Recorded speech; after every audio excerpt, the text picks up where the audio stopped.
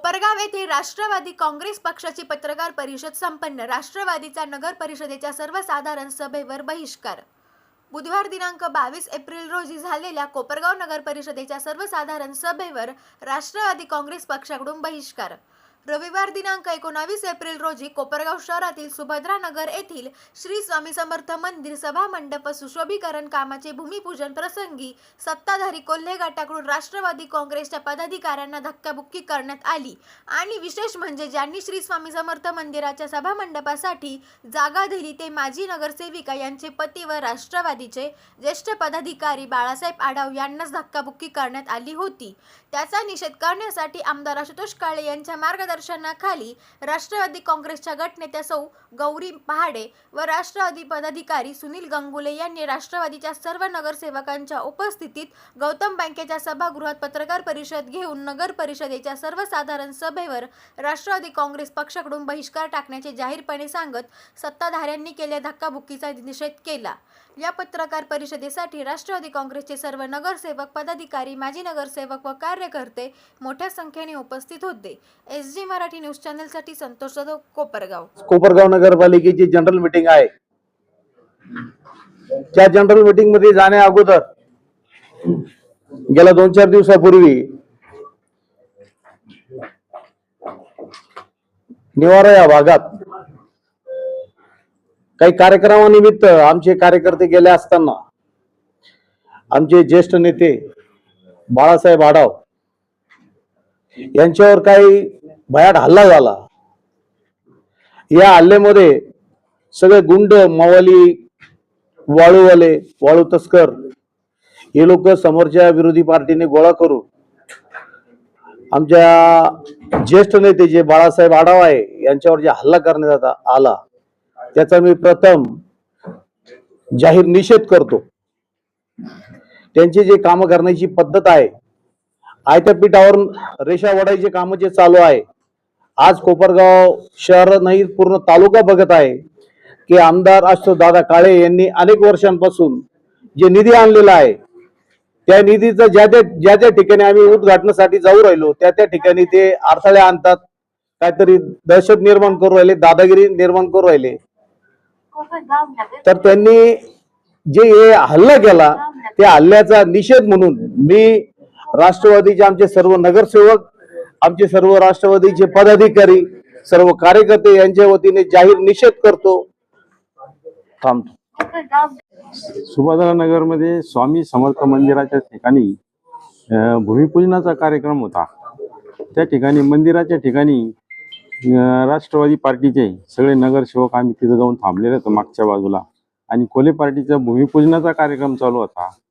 त्या ठिकाणी सगळे नगरसेवक राष्ट्रवादीचे बाजूला थांबलेले असताना हरिओ गिरमे यांनी 3-4 वेळेस मला आवाज दिला आणि विनाकारण आतमध्ये बोलवलं. आत गेल्यावर मी त्यांना काही प्रश्न विचारले, त्याचा त्यांना राग आला आणि विवेक कोल्हे आणि त्यांचे काही नगरसेवक यांनी माझ्यावर धक्काबुक्की आणि शिवीगाळ केली.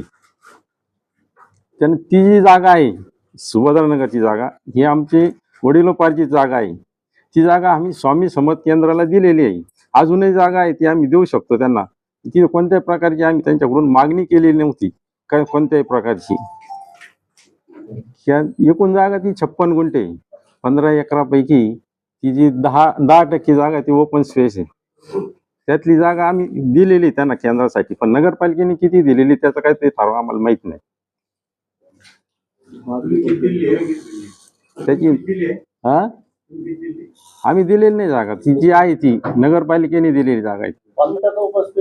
नाही 15 गुंठे, 15 एकरापैकी 10% जी आहे त्याची ती 56 गुंठे जागा आहे. 56 गुंठे जागा आहे. ज्यावेळेस भूमिपूजनाच्या जागेवर भूमिपूजन होणार होतं त्याच्या आधी कल्पना दिलेली नव्हती.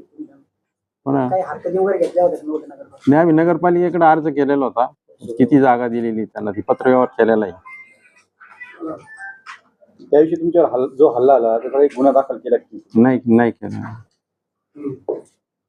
आता मला एक सांगा, जागेवर ऑब्जेक्शन आहे, मंदिरावर ऑब्जेक्शन आहे का त्या उद्घाटन ज्यांनी केलं त्यांच्यावर ऑब्जेक्शन? नेमकं आज कशावर ऑब्जेक्शन? आमचं उद्घाटनावर ऑब्जेक्शन होतं. म्हणजे करणाऱ्यावर आहे का उद्घाटन केलं? नाही करणाऱ्यांवर नाही उद्घाटन. आम्ही पण गेलेलो होतो त्या ठिकाणी उद्घाटनाला. पण आम्ही पण करणार होतो, आम्ही बाजूला थांबलेलो होतो.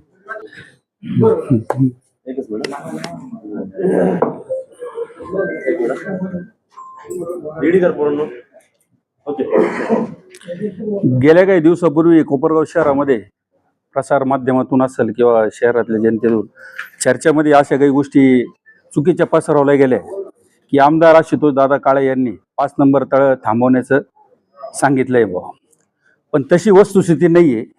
आमदार आशुतोष, ज्या माणसांनी या कोपरगाव शहरामध्ये पूर्वी 20-20, 25-25 दिवसाआड पाणी यायचं, पण या कोपरगाव शहरातील जनतेची समस्या सोडवण्यासाठी भरपूर निधी उपलब्ध केला, शासनाकडे त्या गोष्टीचा पाठपुरावा केला, तो माणूस असं पत्र देऊ शकतो का?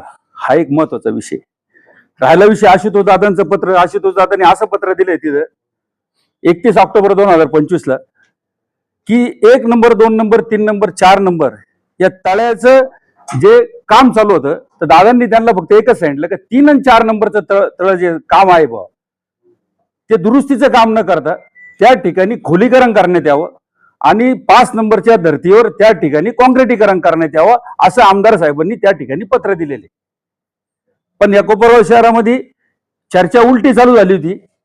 आम्ही म्हटलं बघा काय चाललं काय नाही, पण आज तुम्ही आलेले आहे तर तुम्हाला तेच सांगतो का हे पत्र आहे या ठिकाणी दुरुस्तीसाठी 1 नंबर, 2 नंबर, 3 नंबर, 4 नंबरचं काम चालू होतं. तर दादांनी सांगितलं दुरुस्ती नका करू, 3 आणि 4 नंबरचं तळ जे ते तळ खोदून 5 नंबरच्या धर्तीवर त्याचं पूर्ण काँक्रिटीकरण करण्यात यावं, यासाठी आमदार आशुतोष दादांनी नगरपालिकेला पत्र दिलं आणि त्याच्या निधीसाठी आमदार साहेब प्रयत्न करताय.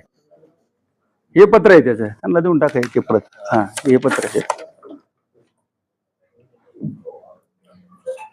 अशा प्रकारचं राजकारण आहे कोपरगाव शहरामध्ये चालू आहे. आमचं म्हणणं तुमच्या माध्यमातून त्यांनाही आमचं आवाहन आहे की तुम्ही कोपरगाव शहरामध्ये नगराध्यक्ष म्हणून तुमचे आता झालेले आहे, तर तुम्ही शासनाकडे त्याचा पाठपुरावा करा. आमदार साहेबांनी 1 रुपया आणला तर तुम्ही 2 रुपये आणायचा प्रयत्न करा. त्या पद्धतीचं राजकारण आहे कोपरगाव शहराला अपेक्षित आहे. कामामध्ये वाढ दिसली पाहिजे, पण आमदार साहेबांचाच निधी आहे त्याचंच उद्घाटन करायचं आणि वरतून त्यांच्याच कार्यकर्त्यांना दमबाज्या करायच्या, त्यांच्याच कार्यकर्त्यांना कच्च्या द्यायच्या, त्यांना दमदाट्या करायच्या आणि आपणच स्वतःहून सांगायचं का स्वामी समर्थ केंद्र आहे, तर अजिबात काही करू नका. स्वामी समर्थ केंद्र आहे तर तुमच्याच माजी उपनगराध्यक्षांनी आमच्या ज्येष्ठ माणसाला धक्काबुक्की केली, तुम्हाला त्यांना सांगता येत नव्हतं का हे असं करू नका स्वामींचं आहे म्हणून? पण एक बोलायचं एक आणि करायचं एक, अशा पद्धतीचं राजकारण आहे कोपरगाव शहरामध्ये चालू आहे. 28-28 कामांना विरोध करणारे माणसं, पाण्याचं तळ्याला विरोध करणारे माणसं, कोर्टात जाऊन घेणारे, 28 कामांचा स्टे घेणारे लोक, असे लोक या कोपरगाव शहराच्या नगरपालिकेमध्ये सत्तेमध्ये बसलेले असताना यांच्याकडून अजून काय अपेक्षा राहणार? व सर्व पत्रकार बंधूंचे मी राष्ट्रवादी काँग्रेस पक्षाच्या वतीनं स्वागत करते. विषय आज दिनांक 22/4/2026 रोजीच्या सर्वसाधारण बैठक सभेचे आमचे राष्ट्रवादी काँग्रेस पक्षाच्या गटातील सर्व नगरसेवकांचा बहिष्कारबाबत.